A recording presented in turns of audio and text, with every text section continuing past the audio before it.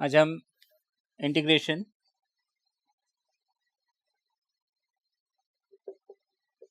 शुरू करेंगे। अब देखिए इंटीग्रेशन, पहले तो हम ये समझे इंटीग्रेशन क्या है। तो integration is reverse process of differentiation.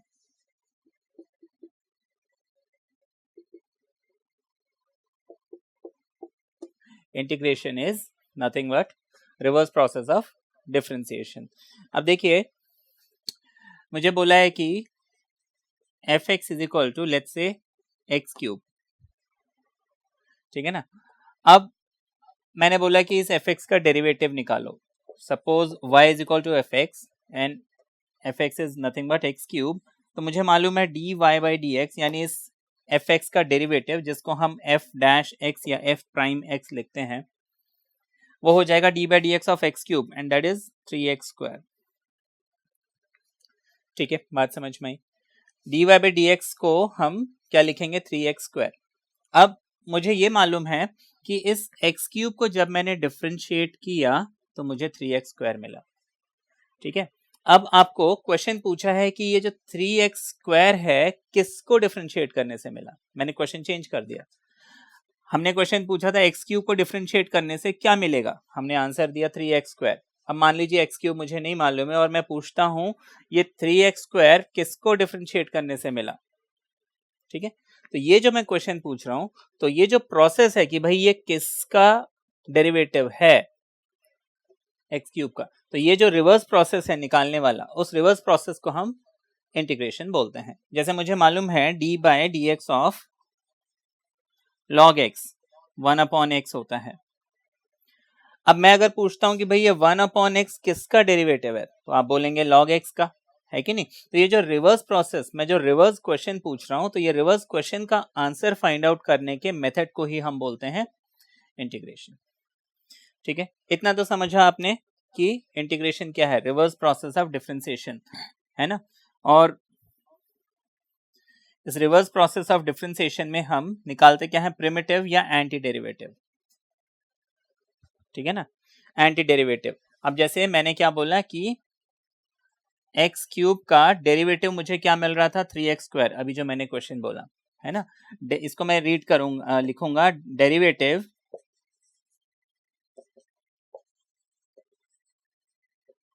Derivative of x cube is 3x square. अब मुझे अदर वे राउंड बोलना है तो मैं बोलूंगा एंटी डेरिवेटिव, जैसे भी आप इसे प्रोनाउंस करते हो, एंटी डेरिवेटिव या एंटी डेरिवेटिव, है ना, of 3x square is x cube. ठीक है ना, anti derivative of 3x square is x cube. ठीक है ना, तो ये तो हमने देखा रिवर्स प्रोसेस ऑफ डिफरेंशिएशन। अब एंटी डेरिवेटिव, इसको प्रिमिटिव, ठीक है ना, प्रिमिटिव भी बोलते हैं। अब देखिए इसमें कुछ चीजें जो हमें मालूम होनी चाहिए। ठीक है, एंटी डेरिवेटिव को हम प्रिमिटिव भी बोलते हैं। अब इसमें एक बड़ी इंपॉर्टेंट चीज, मान लीजिए मैं y is equal to x cube देता हूं। मैं ये एक ही एग्जांपल ले रहा हूं, but this applies to any function. ठीक है, अब अगर मैं बोलता हूं what is d y by d x, है ना, एक्स क्यूब, यानी इसमें फॉर्मूला कौन सा लगना है, एक्स पावर एन का। जिनको नहीं मालूम है ये फॉर्मूला होता है, तो मैं लिख लूंगा 3x पावर 3 - 1 विच इज 2। ये तो हमें मिल गया।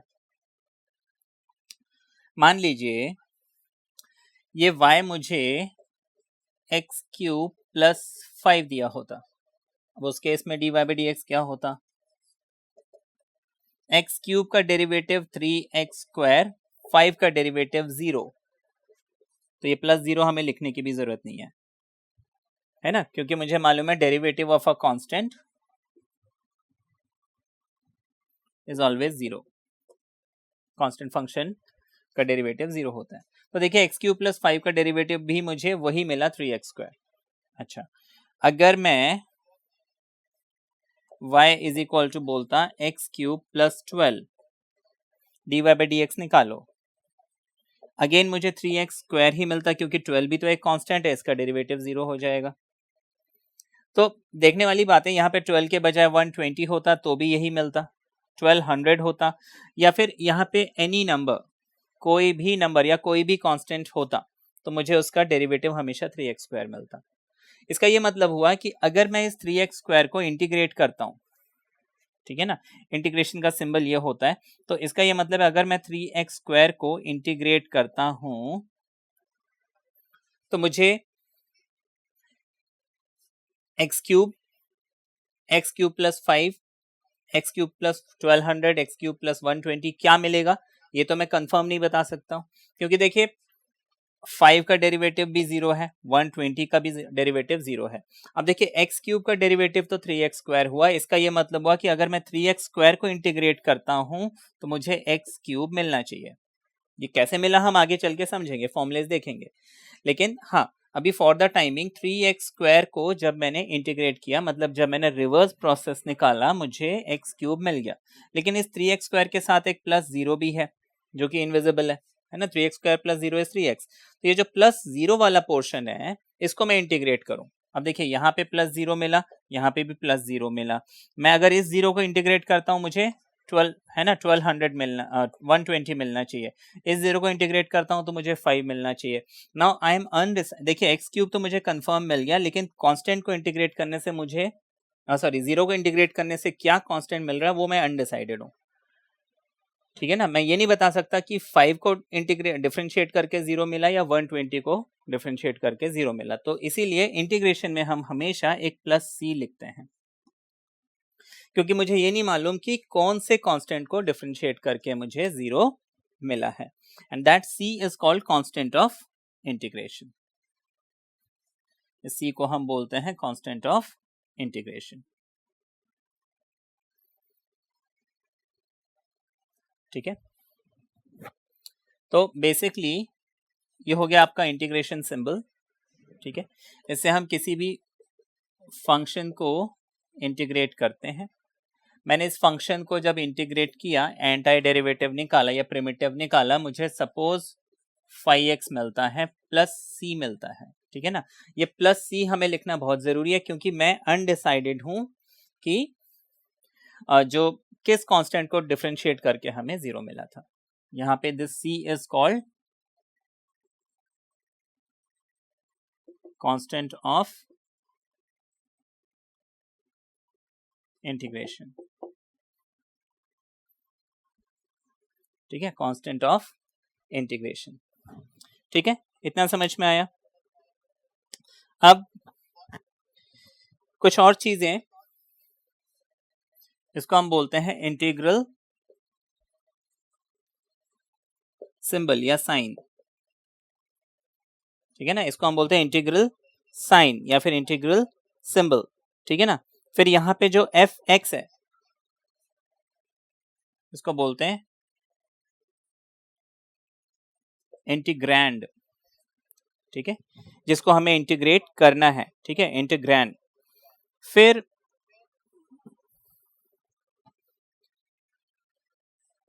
दिस dx ये हमेशा आपको इंटीग्रल में लगाते हो इंटीग्रेशन करते time, and it is called element of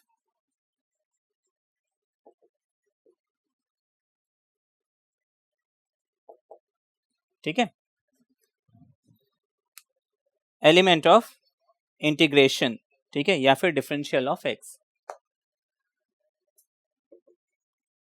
element of integration या फिर डिफरेंशियल ऑफ एक्स, ठीक है ना, एलिमेंट ऑफ इंटीग्रेशन या डिफरेंशियल ऑफ एक्स, ठीक है। तो इतना समझ में आ गया। अब हाँ 5x इसको हम बोलते हैं एंटाई डेरिवेटिव या प्रिमिटिव,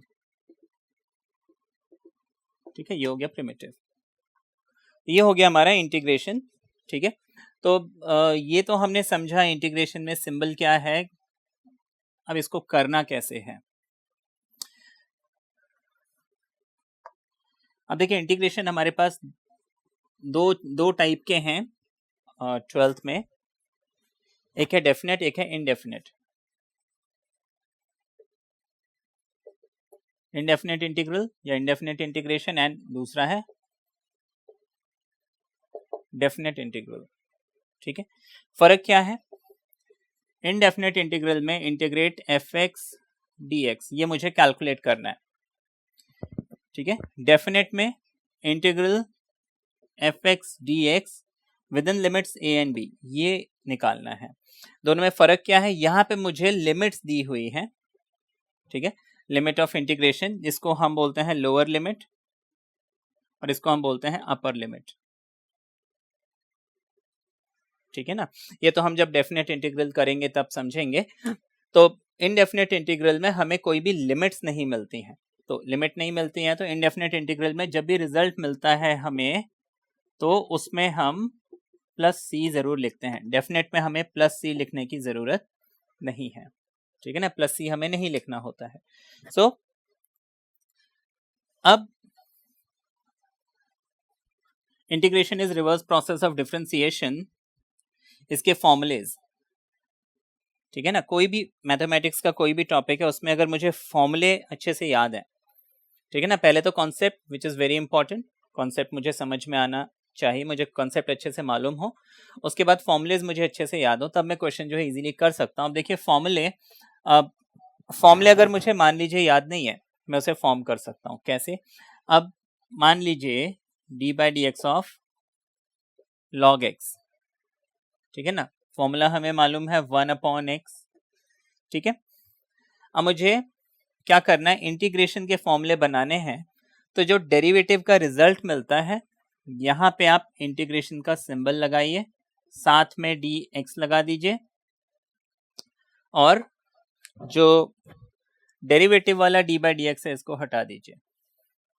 ठीक है ना, ये बन गया फॉर्मूला। लेकिन इसमें क्योंकि ये इनडेफिनेट है तो एक प्लस सी मुझे लिखना पड़ेगा। Therefore integral of 1/x dx is nothing but log of x plus सी।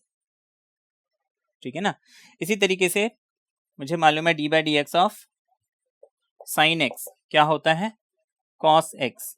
इसका मतलब है integral of cos x dx क्या होना चाहिए, sin x।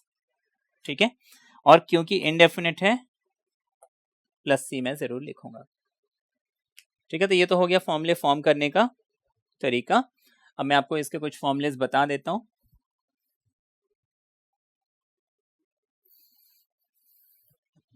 सबसे पहला formula integral of x power n dx। ठीक है, इंटीग्रेशन में इसका फॉर्मूला है x power n plus 1/n plus 1 plus c. Integration के सारे फॉर्मूले में हमें ये प्लस सी लिखना है, दिस इज रियली इंपॉर्टेंट।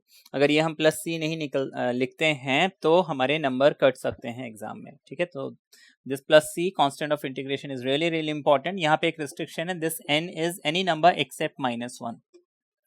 ध्यान रखना है, ये फॉर्मूला जब भी हम लगाएं, ये n जो है पावर n है, ये कभी भी -1 नहीं होना चाहिए। Now what is x power -1? It is 1/x। ठीक है ना, तो जब भी मुझे 1/x मिलता है, I will never apply this formula.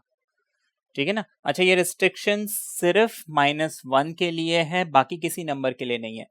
अगर यहाँ मुझे -2 मिलता, सपोज -2 का मतलब है 1/x², तो वहां पे हम ये फॉर्मूला लगा सकते हैं। ठीक है ना, ये restriction only and only for -1 है। ठीक है, बात समझ में आई? नाउ व्हाई दिस फॉर्मूला, अगर क्वेश्चन आता है दिमाग में कि ये कैसे आया, तो आप इसको डिफरेंशिएट कर दीजिए, आपको ये मिल जाएगा। ठीक है ना, just differentiate it, you will get this. इसका मतलब है इसको इंटीग्रेट करने से मुझे ये मिलना चाहिए। ठीक है, नाउ द नेक्स्ट वन, अगर x -1 होता यानी 1/x dx, तो इसका फॉर्मूला है log of x।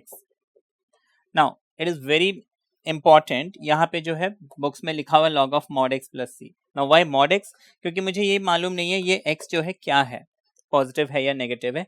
And logarithm का रूल कहता है कि log x हम जब भी लिखते हैं, this must be some positive number. ठीक है ना, ये नेगेटिव नहीं हो सकता, क्योंकि नेगेटिव नंबर का लॉगरिथम हम नहीं निकाल सकते हैं। तो इसलिए यहाँ पे थोड़ा सा इंटीग्रेशन में फॉर्मूले कई बार जो है मॉडिफाई हो जाते हैं। So log of mod x plus c, ये हमें ध्यान रखना है। ठीक है ना, जनरली हम log x लिखते हैं, लाइक क्वेश्चन करते time most of the time हम mod को स्किप कर देते हैं, but you should know it is mod x. Then integral of ex is again ex with a c ठीक है, then integral of a power x is a power x upon log of a plus c। ठीक है, अब देखिए यहाँ पे now this formula,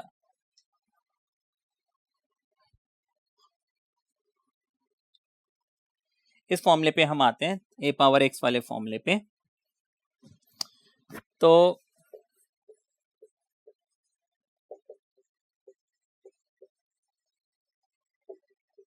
ये आपको फॉर्मूला दिया हुआ है।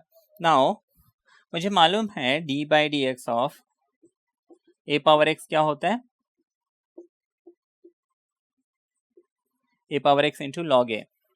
अब देखिए डिफ्रेंसिएशन में अगर कांस्टेंट है like this, log A is a constant. अब यहाँ पे कांस्टेंट का मतलब है इसमें कोई भी वेरिएबल नहीं है। देखिए लॉग ए वाले पोर्शन में कोई भी एक्स नहीं है, मतलब ये कोई फंक्शन, जैसे ये फंक्शन ऑफ एक्स है, this is not a function of x, this is a constant, right. अगर मैं सिर्फ इतने पोर्शन को देखूं तो इसमें कहीं पे भी मुझे एक्स नहीं मिल रहा है, इसमें तो एक्स है। तो जो कांस्टेंट है डिफरेंशिएशन में मैं उसको लेफ्ट राइट कहीं भी शिफ्ट कर सकता हूँ, ठीक है, अंदर बाहर कहीं भी कर सकता हूँ। तो मैं इसको लिख सकता हूँ D by d x of A power x, A power x, उस लॉग ए को हम जब यहाँ शिफ्ट करेंगे, देखिए वहां मल्टीप्लाई हो रहा है तो यहाँ पे क्या होगा, डिवाइड हो जाएगा, 1 अपॉन लॉग ए आ जाएगा। Now this being a constant, ये इसके नीचे जा सकता है, तो हम इसको लिख सकते हैं D by d x of A power x upon log A is a x. इसका मतलब है इसका इंटीग्रल क्या होना चाहिए, ये होना चाहिए, ये फॉर्मूला हमारा ऐसे आया।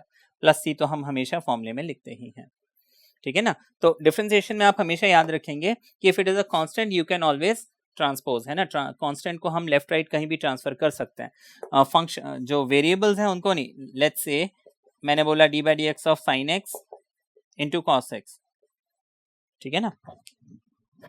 Suppose d by d x of sine x and cos x is equal to let's say some result are x.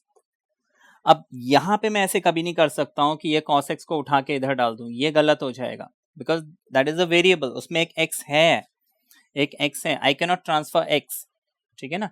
अगर यहाँ पे cos a होता, suppose sin x cos a is whatever, ठीक है ना, तो उस केस में cos a को, कांस्टेंट को हम ट्रांसफर कर सकते हैं लेफ्ट राइट, लेकिन वेरिएबल अगर किसी में लगा हुआ I can not transfer it. तो ये जो है हमें थोड़ा सा इंटीग्रेशन का जब फॉर्मूला बनाते हैं कभी, है ना, तो ध्यान रखना है। So this is the formula, then integral of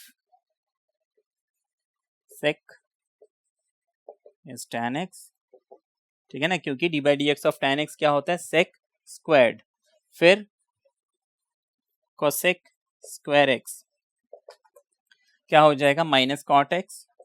कैसे, देखिए कॉट होता है माइनस कोसेक, है ना, कॉट x का डेरिवेटिव होता है माइनस कोसेक स्क्वायर, तो हमने क्या किया, माइनस साइन को उधर शिफ्ट कर दिया, दैट्स इट, ठीक है, बात समझ में आई। Similarly sine cos, integral of sine x is negative cos x, क्यों, क्योंकि कॉस का डेरिवेटिव होता है माइनस साइन, माइनस साइन सिर्फ हमने दूसरे साइड में ट्रांसफर कर दिया। हर एक फंक्शन में आपको प्लस सी लिखना है, हर एक रिजल्ट में हमें प्लस सी लिखना है, and integral of cos x is sin x plus c, ठीक है। So sin cos tan sin cos sec squared cosec squared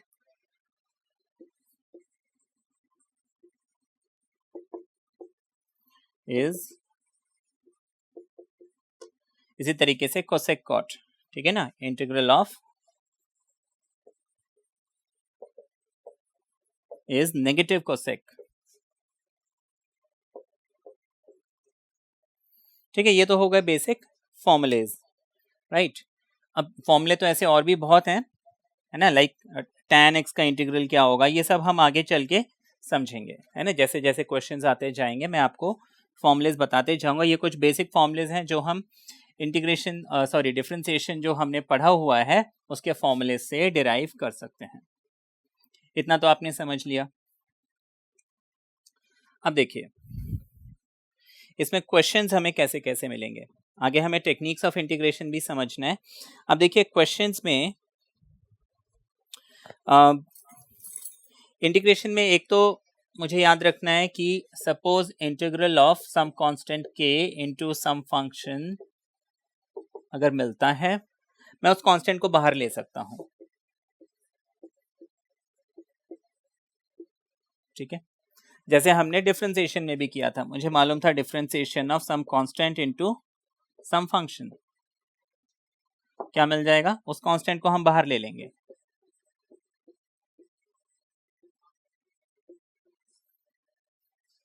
ठीक है ना, कांस्टेंट जो है वो कभी भी अंदर बाहर हो सकता है, तो यहाँ पे हमने क्या किया, कांस्टेंट को बाहर ले लिया। ठीक है, तो ये तो हमने समझा। नेक्स्ट चीज जो मुझे याद रखनी है for the time being, integration में I do not have product rule. मेरे पास इंटीग्रेशन में प्रोडक्ट रूल नहीं है। डिफरेंशिएशन में तो है product rule, a into derivative of b plus b into derivative of a। Quotient rule इसमें नहीं है।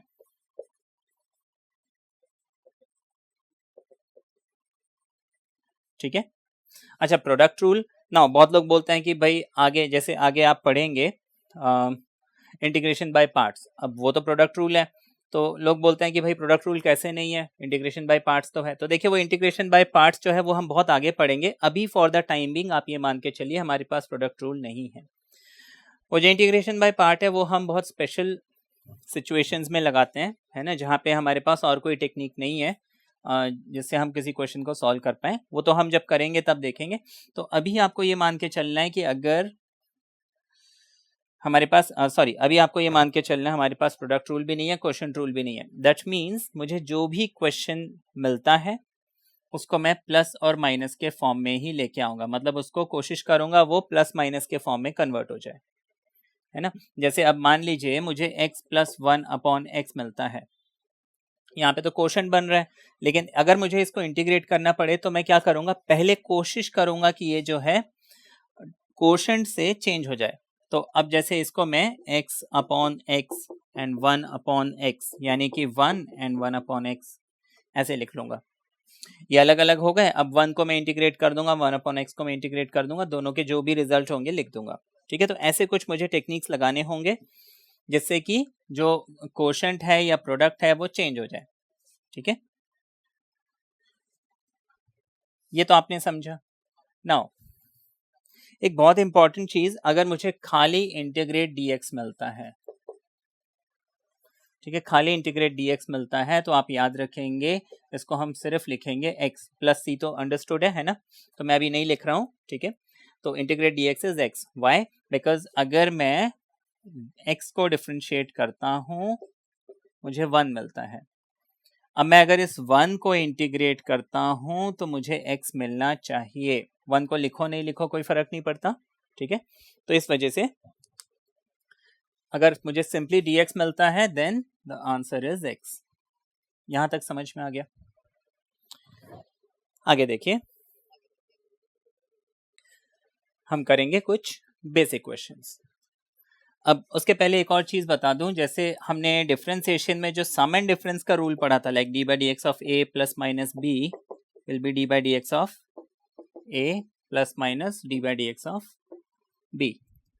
मतलब अगर दो फंक्शन, ये ए और बी क्या है, सम फंक्शन ऑफ एक्स है, देन हमने डिफरेंशिएशन में क्या समझा है कि अगर दो फंक्शन का सम या डिफरेंस हो रहा है, मैं उसको डिफरेंशिएट करना चाहता हूं, तो मैं दोनों फंक्शन को अलग अलग डिफरेंशिएट कर सकता हूं।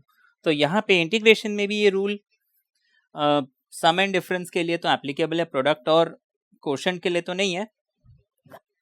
लेकिन अगर इंटीग्रेशन में मुझे लेट्स से कोई फंक्शन मिलता है एफ एक्स प्लस माइनस जी एक्स, दोनों को मुझे इंटीग्रेट करना है, I can integrate them plus minus separately. ठीक है ना, मैं उनको अलग अलग इंटीग्रेट कर सकता हूँ। ठीक है, तो ये कुछ रूल्स में अभी, ठीक है ना, धीरे धीरे will go one by one. ये बहुत बड़ा टॉपिक है इंटीग्रेशन। अब देखिए कुछ बेसिक क्वेश्चन। सबसे पहले बहुत बेसिक सा क्वेश्चन आपको बोला, इंटीग्रल ऑफ x पावर 5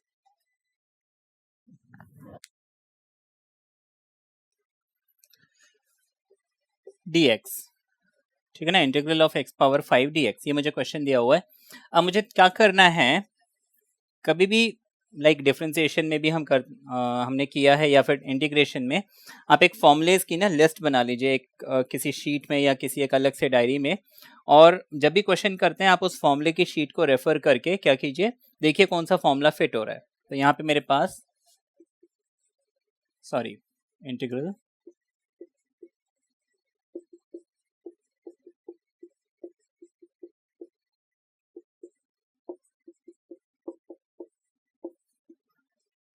ये फॉर्मूला दिया हुआ है, integration of x power n dx is x power n plus 1 over n plus 1 plus c where n is any number except -1। ठीक है, अब ऑब्वियसली ये -1 नहीं है, मैं क्या करूंगा, फॉर्मूला अप्लाई करूंगा, x पावर n की जगह है 5, मैं लिख लूंगा +1। ठीक है, एज पर फॉर्मूला यहाँ पे n की जगह क्या है 5 है, तो मैंने x पावर n plus 1 यानी 5 + 1 लिख लिया, नीचे भी मैंने 5 + 1 लिख लिया, और प्लस c तो मुझे लिखना ही है। तो दिस बिकम्स 5 + 1 6, ये मेरा आंसर है। ठीक है, ये तो था बेसिक सा क्वेश्चन। अब देखिए इसी में क्या वेरिएशन आ सकते हैं, x पावर 5 के बजाय आपको मान लीजिए बोल दिया 1/x पावर 3 सपोज, अब रेसिप्रोकल है। ठीक है, तो देखिए फॉर्मूला हम हमेशा इसमें जैसे दिया हुआ उसी फॉर्म में लगाएंगे, I can not change the form my self. Like यहाँ पे हम इसको 1/x पावर 3 + 1/3 + 1 ऐसे नहीं लिख सकते, भैया 1 है तो मैं नीचे फॉर्मूला लगा दूं, नो, यहाँ पे x अगर न्यूमरेटर में है तो क्वेश्चन में भी x न्यूमरेटर में होना चाहिए, अदरवाइज मैं फॉर्मूला नहीं लगा सकता, दिस इज इनकरेक्ट।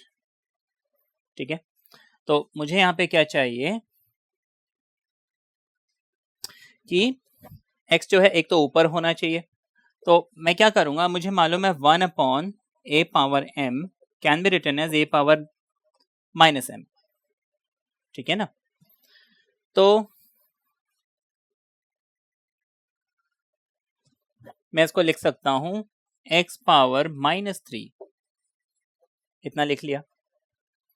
इतना लिखने के बाद now I can apply the formula, because यहाँ पे देखिए x और dx दोनों एक ही साथ है, एक लाइन में है, और यहाँ पे भी x पावर -3 और dx जो है वो एक ही लाइन में है। अब देखिए मैं क्या करूंगा, n की जगह मुझे कितना मिल गया -3, क्या ये -1 है, बिल्कुल नहीं है, तो मैं फॉर्मूला लगा सकता हूं, मैं इसको लिख सकता हूं x पावर -3 + 1/-3 + 1 प्लस c तो मुझे लिखना ही है, -3 + 1 इज -2, ये हो जाएगा x पावर -2/-2 + c, ये हमारा आंसर है। आप चाहे तो इसको सिंप्लीफाई कर सकते हैं, x power -2 is 1/x², x power -2 becomes 1/x², ये -2 पहले से है तो मैं इसको 1/-2 लिख लूंगा, प्लस c लिख लूंगा, 1 × 1 इज 1, -2 × x², नेगेटिव, चाहे तो ऊपर ले लीजिए, ये हमारा आंसर आ गया। ठीक है ना, चाहे ऐसे लिखें चाहे ऐसे लिखें, डजंट मैटर। तो this was the next question, है ना, ये भी सिंपल है, अभी हम सिर्फ बेसिक समझ रहे हैं। नाउ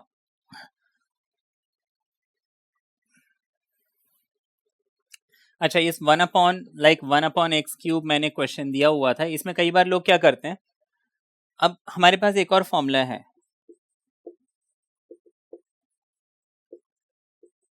ठीक है, मैं मॉड अभी नहीं लिख रहा हूं, तो 1/x dx is log x + c, ठीक है ना, तो लोग क्या करते हैं, भाई x³ है ना, अगर 1/x जो है log x है, तो 1/x³ क्या होना चाहिए, log x³ लिख देंगे, कुछ लोग log x होल क्यूब लिख देते हैं, ये दोनों ही गलत है।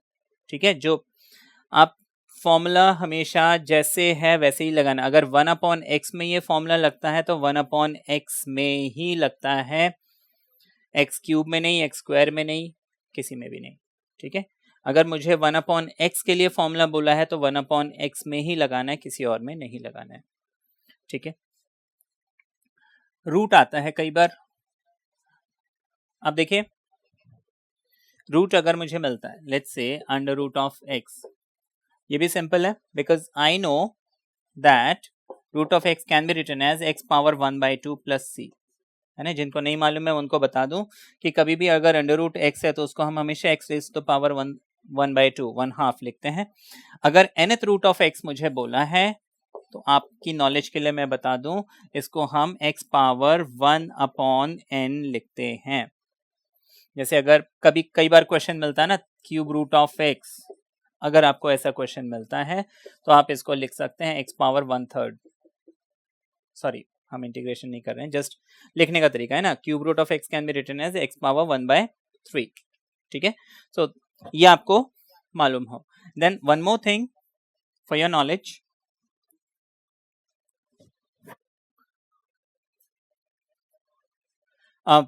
अगर nth root of x power m दिया हुआ है तो हम इसको लिखेंगे x पावर m, जो पावर है वो x की पावर में रहेगा, जो बाहर नंबर है वो m के नीचे आ जाएगा। इसका लॉजिक है, हम इसको x power m whole power 1/n लिख लेंगे, है ना, जिसको अगर मैं पावर को आपस में मल्टीप्लाई करता हूं तो ये x पावर m/n बन जाएगा, ठीक है।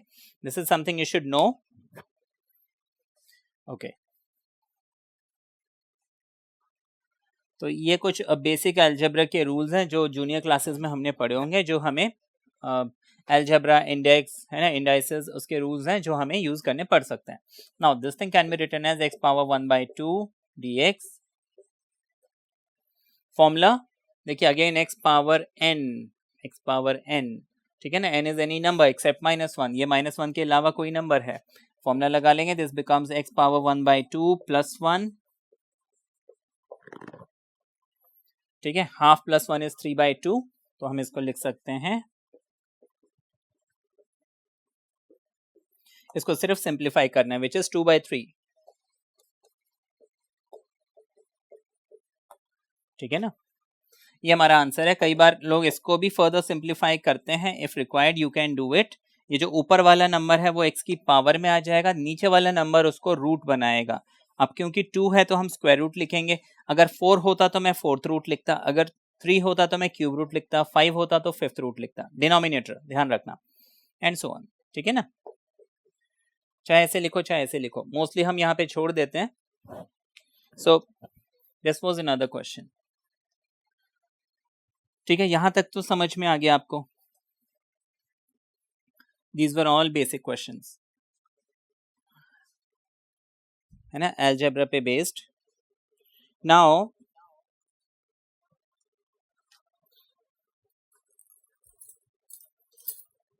मैं आपको कुछ और सिचुएशंस बताता हूं।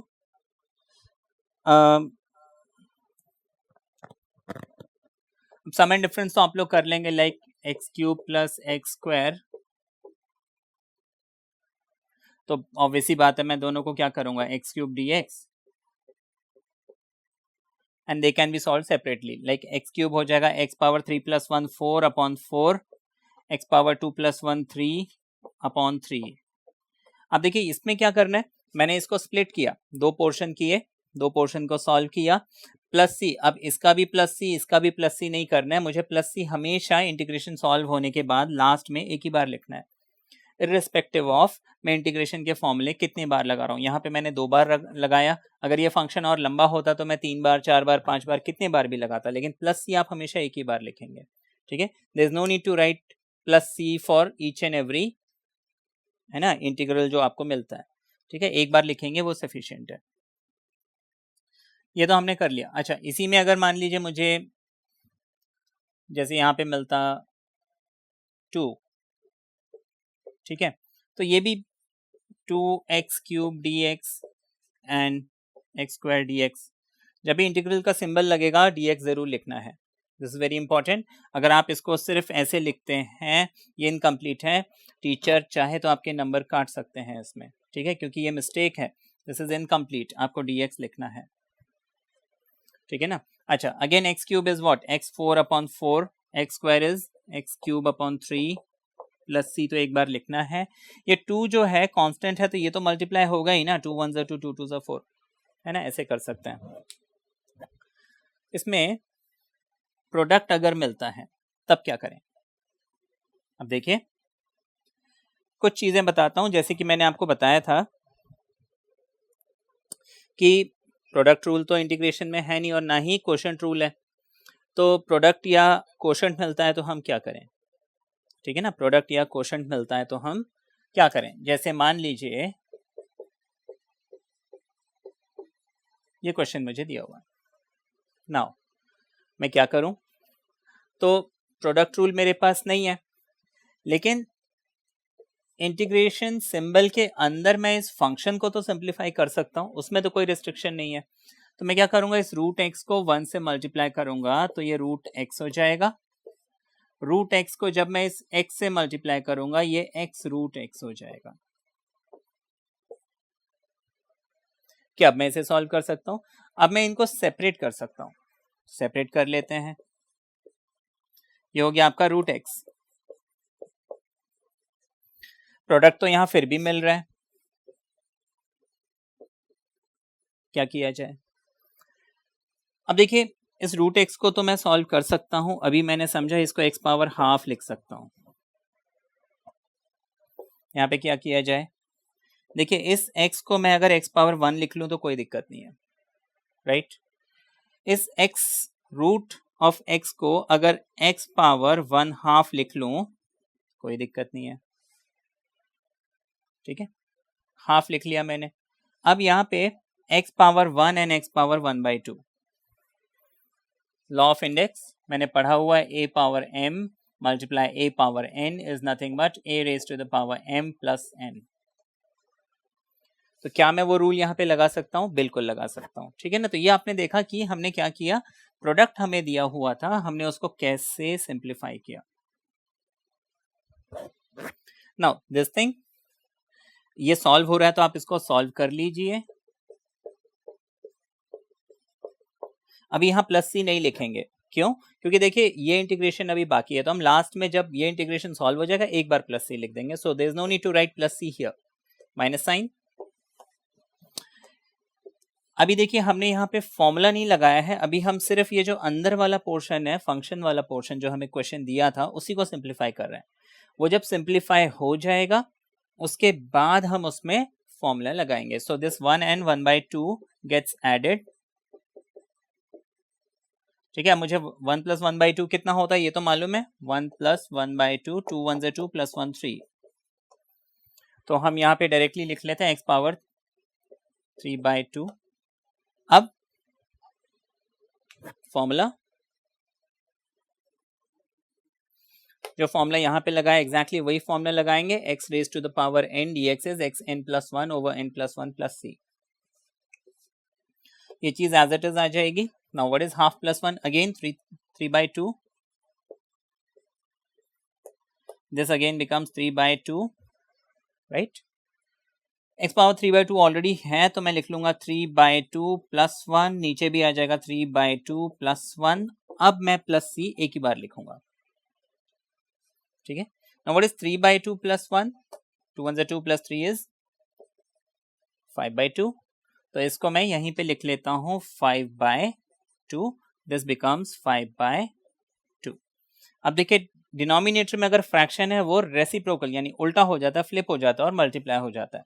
मतलब ये जो 3/2 है वो यहाँ पे 2/3 बन के मल्टीप्लाई होगा, ये जो 5/2 है ये 2/5 बन के यहाँ मल्टीप्लाई हो जाएगा, plus c as it is. This is my final answer, ठीक है ना। तो ये आपने देखा कि कैसे हमने इस क्वेश्चन को सॉल्व किया। मुझे ये ओरिजिनली दिया हुआ था प्रोडक्ट, ठीक है ना, प्रोडक्ट दिया हुआ था, लेकिन मैंने इसको क्या किया, मल्टीप्लाई करके सॉल्व कर लिया, ठीक है। बात समझ में आई?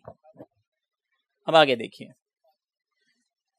इसमें और भी कुछ कॉम्प्लेक्स ऐसे सिचुएशंस देंगे तो वहां पे हमें क्या करना है। एक सिचुएशन आपको जैसे x³ x² x + 2, ठीक है, अपॉन x² सपोज, ठीक है ना, ये दिया हुआ है। अब देखिए इस क्वेश्चन को कैसे करेंगे। क्वेश्चन दिया हुआ है, क्वेश्चन टूल मेरे पास नहीं है, प्रीवियस क्वेश्चन में प्रोडक्ट दिया हुआ था, प्रोडक्ट रूल मेरे पास नहीं है, तो मैंने क्या किया, उसको with in the integral symbol के अंदर ही मैंने उसको सॉल्व कर लिया, सिंप्लीफाई कर लिया। सिंप्लीफाई करने के बाद वो इजीली इंटीग्रेट हो गया। इसको भी मुझे अंदर सिंप्लीफाई करना है। कैसे? अब देखिए, मुझे मालूम है अगर a plus b upon c है, I can always write it as split करके, ठीक है ना। a plus b upon c can be written as a upon c and b upon c separately. तो हम वही रूल यहाँ पे लगाएंगे एंड ये क्वोशंट वाला क्वेश्चन भी बहुत इजीली हो जाता है। हम क्या करेंगे, x cube upon x square लिख लेंगे। अब मैं क्या करूंगा, दोनों काम एक साथ करते जाऊंगा। X cube upon x square किया, साथ में dx लिखा। नेक्स्ट साइन क्या है, प्लस एक्स स्क्वायर, नीचे भी एक्स स्क्वायर। नेक्स्ट साइन क्या है, माइनस। नेक्स्ट फंक्शन इज, मैं नीचे लिख लेता हूं x, नीचे क्या आ जाएगा, एक्स स्क्वायर। dx मुझे हर इंटीग्रल के साथ लगाना ही है। आगे क्या है मेरे पास, प्लस 2 है। तो 2 को आप अंदर लिखिए इंटीग्रेशन सिंबल के या बाहर लिखिए, कोई फर्क नहीं पड़ता, because it's a constant number. ठीक है, तो मैं मेरे पास या फिर इसको अंदर ही लिख लेते हैं, कंफ्यूजन ना हो, 2 upon x square, right. Solve कर सकते हैं आप इसको, very simple.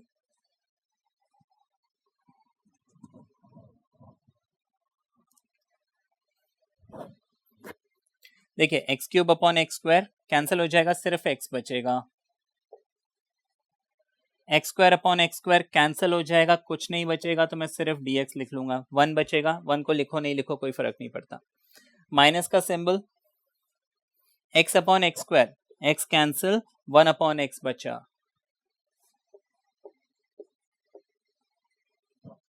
2 upon x square as it is रहने देते हैं।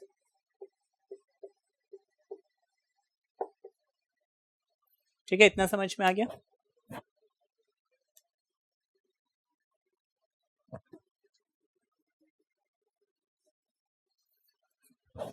अब मुझे करना क्या है, फॉर्मूला लगाते जाना है। x पावर 1, अगर x में कुछ नहीं है तो power 1। Now what is x power 1, formula लगा लेंगे। देखिए, n -1 नहीं होना चाहिए, 1 हो तो कोई दिक्कत नहीं है, तो मैं लिख लूंगा x power 1 plus 1 that is 2। ठीक है, प्लस c अभी नहीं लिखना है क्योंकि अभी और भी इंटीग्रेशंस हैं, ठीक है ना। तो इंटीग्रेट dx, अब इसमें तो कुछ है ही नहीं, तो आपको मैंने अभी बताया था अगर मुझे खाली इंटीग्रेट dx लिखता है, you will always right x। ठीक है, इसका भी एक लॉजिक है। देखिए, मुझे क्या मिला, 1 है ना। इंटीग्रेट dx का मतलब है 1 लिखो नहीं लिखो कोई फर्क नहीं पड़ता। Now what is 1, basically x power 0 is always 1। किसी भी नंबर की पावर अगर 0 हो, किसी वेरिएबल की पावर अगर 0 है तो इट इज ऑलवेज 1। ठीक है ना। 0 जो है वो इनडिटर्मिनेट फॉर्म बन जाता है, तो x is any non zero number, है ना। नॉन जीरो अगर नंबर है तो वो हमेशा पावर 0 है तो 1 होगा। ठीक है, अच्छा, अब 1 dx है, इसको मैं x पावर 0 dx लिख सकता हूँ। फॉर्मूला दोबारा यही लगना है क्योंकि n is any number except -1, 0 के लिए लगा सकते हैं। तो हम इसको क्या लिख लेंगे, x पावर 0 प्लस 1, तो ये हो जाएगा x पावर 1, यानी कि x अपॉन 1 लिखने की जरूरत नहीं है। तो चाहे आप ऐसे भी समझे तो इंटीग्रेट dx हमें क्या मिल रहा है, x मिल रहा है। ठीक है,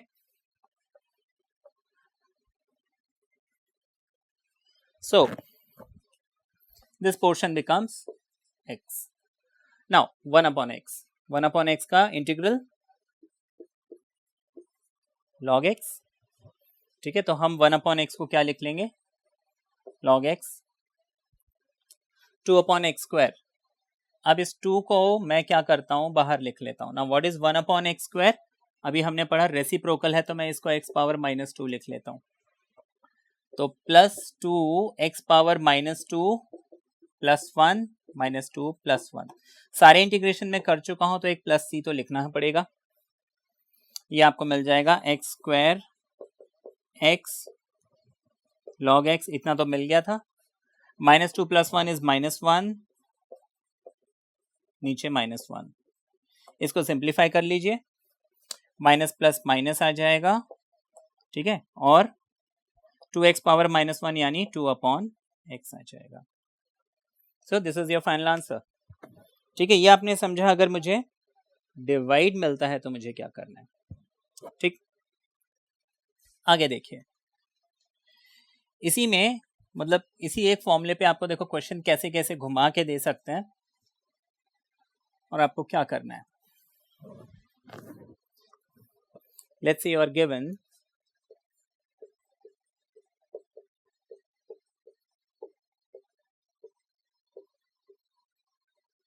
क्या किया जाए, होल स्क्वायर। तो यहां पे हम क्या करेंगे कि a plus b whole square मुझे मालूम है ना, तो मैं लगा लेता हूं। अब मुझे मालूम है a plus b whole square is nothing but a square 2ab and b square. ये फॉर्मूला हम यहाँ लगा लेंगे। देखिए, कभी भी इंटीग्रेशन करने से पहले अंदर ही फंक्शन के अंदर विद इन द फंक्शन मुझे कोई फॉर्मूला अप्लाई करना है using rules of algebra, rules of trigonometry या rules of logarithm, exponential series, कुछ भी अगर मुझे फॉर्मूला लगाना है मैं लगा सकता हूँ। लेकिन इंटीग्रेशन सिंबल dx नहीं हटेगा, इसके अंदर अगर वो फॉर्मूले अप्लाई हो रहे हैं हम लगा सकते हैं। तो यहाँ पे हम क्या करेंगे, a plus b whole square algebra का ये रूल लगा लेते हैं। This becomes root of x whole square a square 2ab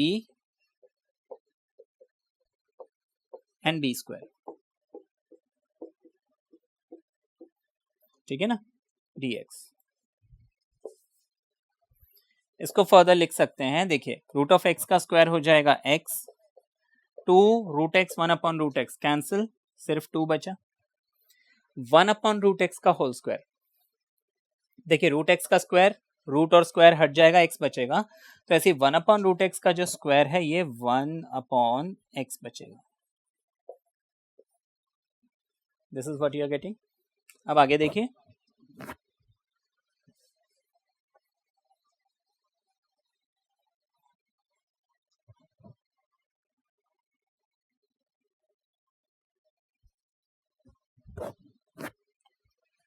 can be written as, sorry ये x है तो x पावर 1 लिख लेते हैं। So this becomes x power 1 plus 1 upon 1 plus 1 using that formula x power n, ठीक है ना, 2, ठीक है ना। अच्छा, मैं इसको स्टेप वाइज करके दिखाऊं ऐसे।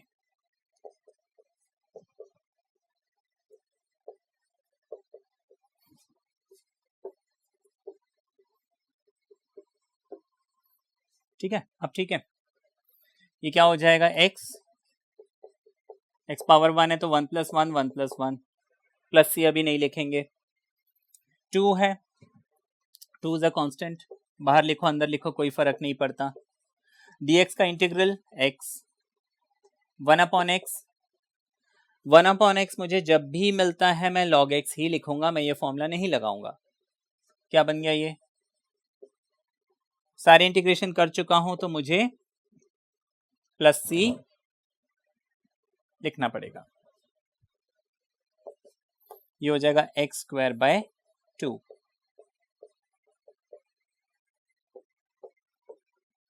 This is my answer. ठीक है, इतना समझ में आया। तो ये आपने देखा। अब यहीं पे देखिए आपको कई एक बार सम एंड डिफरेंस आपको मैंने बताया, प्रोडक्ट मैंने बताया कैसे सॉल्व करना है, क्वोशंट बताया, फिर ये पावर मिला बताया आपको। कभी कभी आपको ये इन सब के मिक्सचर मिल जाते हैं, जैसे पावर और क्वोशंट एक साथ मिल गया, ठीक है, तो उसको भी आप इजीली सॉल्व कर सकते हो। ठीक है, आगे देखिए,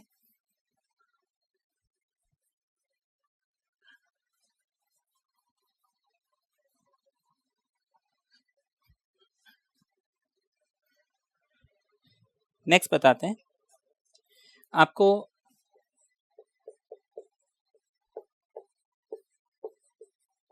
देखिए, ये कॉम्बिनेशन ऑफ क्वेश्चन हो गया है ना, आपको दो फॉर्म्स जो है एक साथ में ला दिए।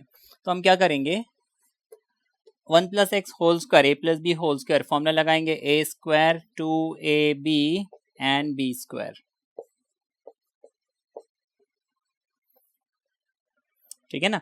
उसके बाद अब एक पोर्शन हमेशा ध्यान रखना, कभी भी सॉल्व जब आप करेंगे तो एक बार में एक फंक्शन को सॉल्व करो, है ना। अगर आपकी प्रैक्टिस अच्छी है तो आप एक बार में दो चीजें एक साथ भी कर लीजिए, तीन चीजें एक साथ भी कर लीजिए, बट रिकमेंडेड है कि आप वन एट अ टाइम करोगे, ध्यान रहेगा, है ना, गलती होने के चांस कम होंगे।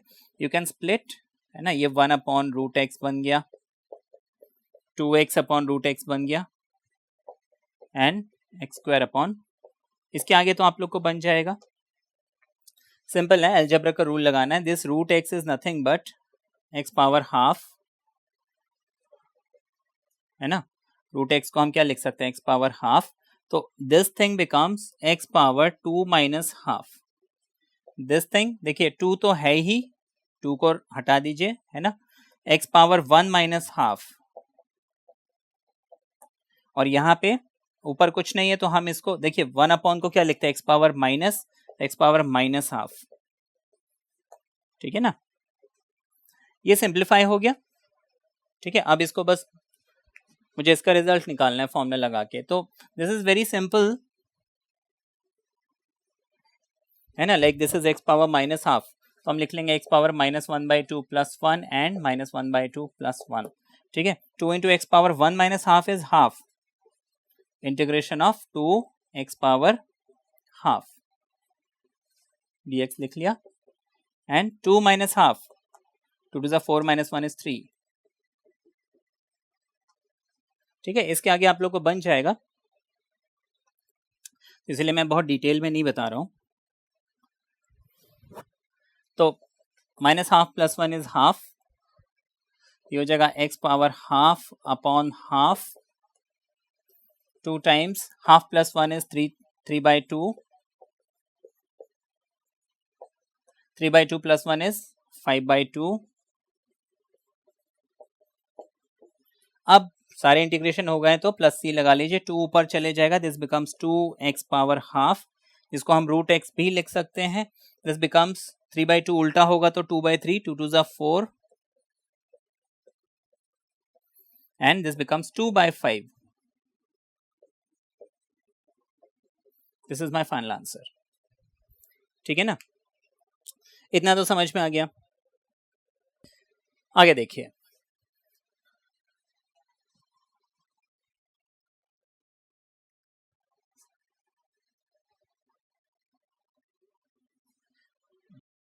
आपको डिवीजन वाले क्वेश्चन, लाइक आपको बोला है x³ - x² + x - 1 upon x - 1, ये है, इसको इंटीग्रेट करना है, क्वोशिएंट रूल। अब देखिए यहाँ पे तो प्रॉब्लम आ गई, पीछे तो एक सिंगल टर्म मिल रहा था डिवाइड करने के लिए, लाइक x² + x³ अपॉन, ये तो स्प्लिट करना इजी था। अब यहाँ पे क्या किया जाए, तो देखिए यहाँ पे क्या कर सकते हैं, एक तो तरीका है आप लॉन्ग डिवीजन मेथड यूज कीजिए, जो हमने जूनियर क्लासेस में पढ़ा है,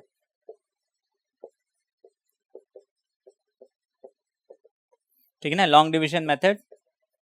इस x को मैं इस x³ से कंपेयर करूंगा तो मुझे x² मिलेगा, है ना, x³ और x, 3 - 1 is 2 तो x² मिला, x² into x is x³, x² into 1 is x², cancel, x - 1 x - 1 तो 1 जा कैंसिल आउट हो गया, तो सिंपल x - 1 x² + 1, इसका रिजल्ट मुझे क्या मिलेगा, x² माइनस, है ना, x² माइनस सॉरी x² + 1। इस चीज को जब मैं डिवाइड करूंगा मुझे क्या मिल जाएगा, ये, ठीक है ना, this is my answer, and मतलब इसका डिवीजन मुझे ये मिला। अब इसको मैं सॉल्व कर सकता हूँ, स्क्वायर अब डायरेक्टली कर सकते हैं, there is no need to मतलब स्प्लिट कर करके दिखाना। x² मुझे मालूम है n+1 n+1, 2 + 1 is 3, नीचे लिख लेंगे 2 + 1 is 3, 1 अगर 1 मिलता है तो हम हमेशा dx का इंटीग्रल x लिखते हैं, +c हम लिख देंगे, दिस इज माय आंसर, ठीक है ना। और हमेशा जब ये क्वेश्चन करेंगे एक बात का आप बहुत ध्यान रखेंगे, साइड में आप हमेशा सिंस फॉर्मूला जरूर मेंशन कर दीजिए,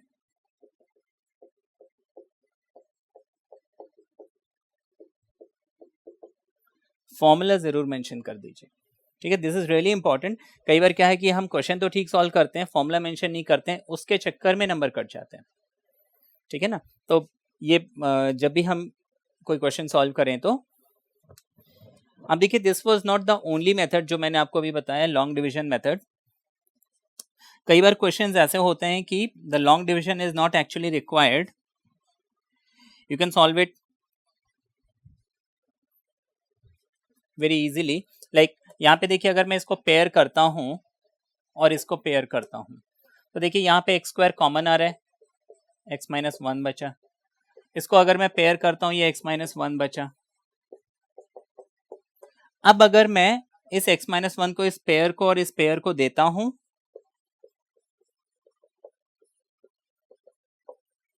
तो देखिए ये और ज्यादा इजीली मेरे लिए सॉल्व हो गया। रिजल्ट तो मुझे वही मिलना है। So long division is not the only method. ये मेथड है हमारे पास, लेकिन कई बार क्या एग्जाम में स्ट्राइक नहीं करता है ना, मुझे किसको पेयर करना है, किसको कॉमन लेना है। सो लॉन्ग डिवीजन मेथड ये है कि वर्क करेगा, ठीक है ना। जब भी ऐसे क्वेश्चन मिलते हैं, आप एक बार पहले तो ऐसे कुछ पैटर्न ढूंढने की कोशिश कीजिए। दो है तो देखिए दो के साथ कुछ हो रहा है, नहीं हो रहा है। अगर कुछ भी पैटर्न नहीं मिल पा रहा है तो एटलीस्ट ट्राई लॉन्ग डिवीजन, ठीक है ना। लॉन्ग डिवीजन से मुझे कुछ तो मिल ही जाएगा, राइट। सो ये उसका जो है ऑल्टरनेट मेथड है, ठीक है। ये तो आपने अभी बेसिक इंटीग्रेशन देखा। देखिए मैं इसमें आपको एक क्वेश्चन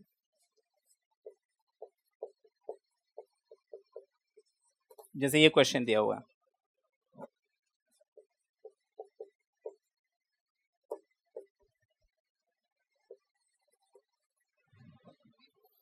अब देखिए इस क्वेश्चन को अगेन मेरे को अगर कुछ भी समझ में नहीं आ रहा है, I can do long division any time. Now इसमें देखिए x square a square two a b b square में बना सकता हूं। इस एक्स फोर को अगर मैं एक्स स्क्वायर होल स्क्वायर लिखूं, a square two a b square बना सकता हूं, सिर्फ यहां मुझे टू चाहिए। तो मैं एक काम करता हूं,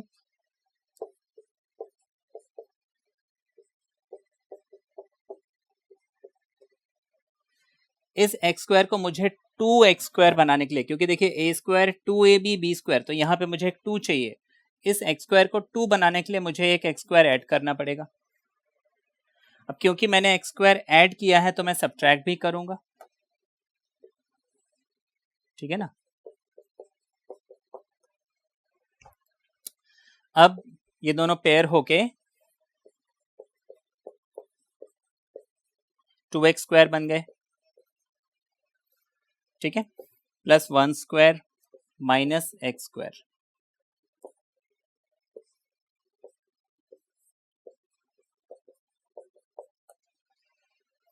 ए square two a b square, ठीक है, a plus b whole square हो गया, माइनस एक्स स्क्वायर हो गया।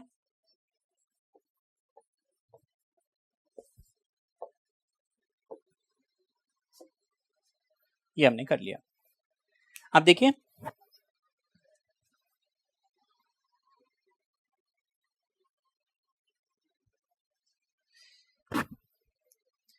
इस पूरे को मैं ले लेता हूं ए, तो a square minus b square. Now what is a square minus b square?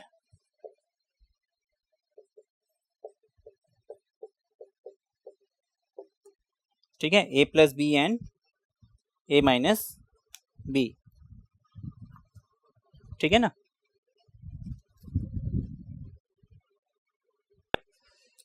तो मैं इसको लिख लेता हूं ए प्लस एक्स, ठीक है, एंड